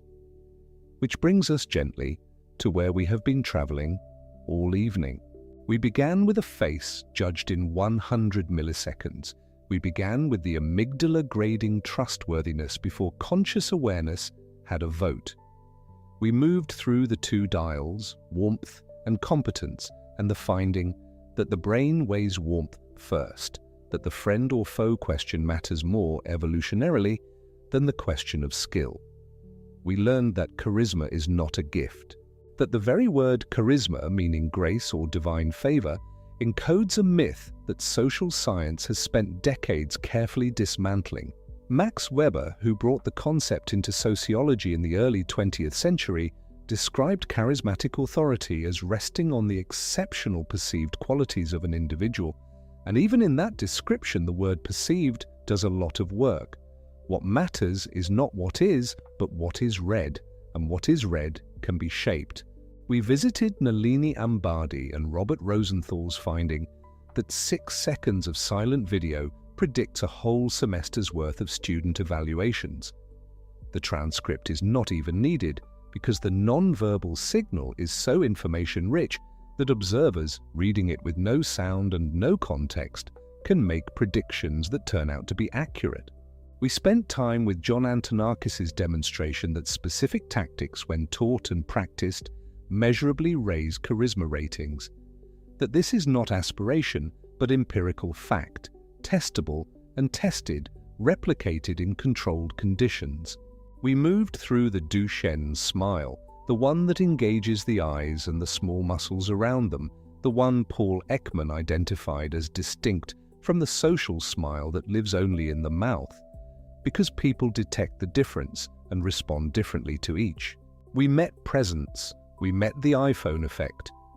The finding that even the visible presence of a phone on the table belonging to either party reduces the quality of connection and the felt sense of intimacy in a conversation. We talked about how the question that follows naturally from what someone has shared, the follow-up question that signals genuine listening, is among the cheapest and most effective things a person can do, and how Karen Huang and colleagues at Harvard confirmed in 2017 that people who ask more follow-up questions are better liked, because follow-up questions are one of the clearest available demonstrations of the rarest and most flattering thing, that you were actually paying attention. We moved through Arthur Aaron's 36 questions and the finding that reciprocal self-disclosure, escalating gradually, builds closeness at a pace that should not be possible. That intimacy, which we tend to imagine as the slow accretion of years, can be meaningfully generated in an hour between strangers who are both willing to take the risk of being known. And now here, at the end of the evening in this particular piece of the story, we have traced the way a room actually turns. Not because of the most impressive person in it, not because of the loudest or the most credentialed, because of the person who is most fully, most coherently, most genuinely themselves, whose emotional state is clear enough that the nervous systems around them can receive it, replicate it in small ways, and begin, through that replication, to generate something like what that person carries, the person who moves with a kind of unhurried ease, whose voice descends at the end of its sentences, who occupies space as if space was given freely. The person who has a crack in their competence where the warmth comes through. The pratfall that makes you human. The question that proves you were listening. The name remembered and returned like a small gift. The phone in the pocket, not on the table. The eye contact that does not demand but simply rests, open, giving the other person the experience of being seen. All of it learnable, all of it demonstrated in named studies by named researchers with measurable results. All of it pointing not toward becoming someone else, but toward becoming more fully what you already are. With the noise of distraction reduced, the performance of impressiveness set down, the attention given where it belongs. Antonakis' 12 Charismatic Leadership Tactics, the metaphors, the stories, the three-part lists, the rhetorical questions, the expressed moral conviction, the willingness to name high goals and convey confidence that they can be reached, the animated voice and the expressive face and the gesture that gives the words somewhere to land. These are not tricks. They are the visible surface of something underneath them. The tactics work because they are the natural behaviors of a person who believes what they are saying, who cares about the person they are saying it to, and who is not divided by distraction or performance anxiety or the vigilant management of impression. When those underlying conditions are present, the tactics are what naturally emerges. When they are absent, the tactics feel hollow, and most people can feel that hollowness even if they cannot name it. Charisma at its deepest is coherence, the inside and the outside matching, the warmth that is expressed being warmth that is actually felt, the conviction that the voice carries being a conviction the mind and body genuinely hold, the presence that makes someone feel seen being a presence that is genuinely attending, not performing attention while thinking about something else. The brain, reading another person in 100 milliseconds, is actually asking, are these things consistent? Does the face match the voice? Does the voice match the body? Does the body match what the words are claiming? Inconsistency is what reads as off, as untrustworthy, as the source of that slightly uncomfortable feeling of not quite believing someone even when you cannot say why. The amygdala grading trustworthiness below the threshold of conscious awareness is a detector for precisely this kind of inconsistency. It has been doing this work for a long time. It is very good at it. And coherence, the condition where all the channels are carrying the same signal, is the condition that the brain, finding it, responds to with something like relief, something like recognition, something like the feeling that is the whole experience of charisma from the inside, the sense of meeting someone who is actually, fully, uncomplicatedly there. The research gives us tools, and the tools are real and they work, and they are available to anyone willing to practice them, but the tools are in service of something larger, which is the willingness to be present, to give the most valuable and scarcest thing you have, your attention, to the person in front of you, to let your warmth show before your credentials, to let a moment of imperfection make you human, to ask the follow-up question that proves you were actually listening, to let your voice land where it means to land, to stand in a room as if you belong there, not because you have earned it by being impressive, but because you are a person, and that is enough. And perhaps the deepest thing the research is saying, in all its careful, measured, empirical language, is this: the charismatic person is not trying very hard to seem charismatic. They are trying instead to be genuinely interested in the world and the people in it. The magnetism is a consequence, not a goal. The room turns not because someone commanded it to, but because that person's attention was so fully and authentically given that the room could not help but return it. You have been here through this long, slow evening, letting all of this settle somewhere in you, and you do not need to remember it all, the names, the dates, the studies, the percentages, the mechanisms. They will find their own level in the hours and days ahead. What tends to stay, even without effort, even from the edge of sleep, is the shape of something, the sense of a model, two dials, the warmth that comes first, the attention that is the rarest gift, the room that turns not through performance but through resonance, the learnable quality of a thing that was never, despite what the word suggests, a matter of divine grace. What it was, and what it is, and what the research has been quietly demonstrating for decades, is a set of behaviors, ordinary behaviors, things a person does with their face and their voice and their eyes and their attention, things that can be practiced in the next conversation and the one after that and the one after that, things that compound slowly and quietly into something that other people will eventually find themselves describing with a word that sounds mysterious and beyond reach. That word is charisma. And now you know what it is made of. Let that be enough for tonight. The breathing has slowed. The thoughts are softer now and less directional, moving the way thoughts move when sleep is beginning to make its quiet claim. The room is the same room it was an hour ago, and yet something in it is a little different, the way any space changes when something real has moved through it. We have come a long way together tonight. From 100 milliseconds to the mechanism behind the room turning. From a Greek word meaning divine grace to Antonakis in a study, measuring whether tactics could be taught. From the amygdala's ancient, pre-conscious judgment to the question someone asks you after you have finished speaking, the follow-up that proves they were listening. We met the warmth dial and the competence dial, and we understood why the warmth comes first, why trust is the foundation on which everything else is built, why the person who leads with their credentials before they have earned your goodwill is fighting against the way the brain is built.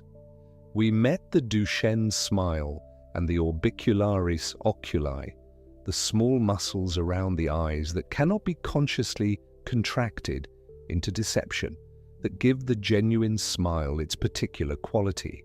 We met the pratfall effect and understood that a touch of imperfection is not a flaw in the charismatic picture, but the thing that completes it, that the crack is where the warmth comes through. We understood, through the careful work of Hatfield and Cacioppo and Rapson, that emotions move between people not through argument, but through the body's ancient habit of resonance and mirroring. and that the person whose state is most coherent and most fully expressed will, over time, shape the emotional weather of the room they enter. We understood that this is not power in the dominating sense. It is more like being the tuning fork that is already sounding and letting the other instruments find their way to the same note. We let the complications stand where they needed to stand, the power posing correction, the overconfidence finding, and its ethical shadow. The misquoted Mehrabian percentages that most content about charisma still repeats uncritically, and that are not what they are claimed to be. The honest acknowledgement that the same behavioral skills that build genuine connection can be deployed without genuine intention, and that the difference matters and tends, over time, to show. And we ended where the research, in all its variety and specificity, keeps ending, at attention, at presence, at the simple, profound, increasingly rare practice of giving the person in front of you the full gift of your mind. One last sleepy beep before the dark. Good night.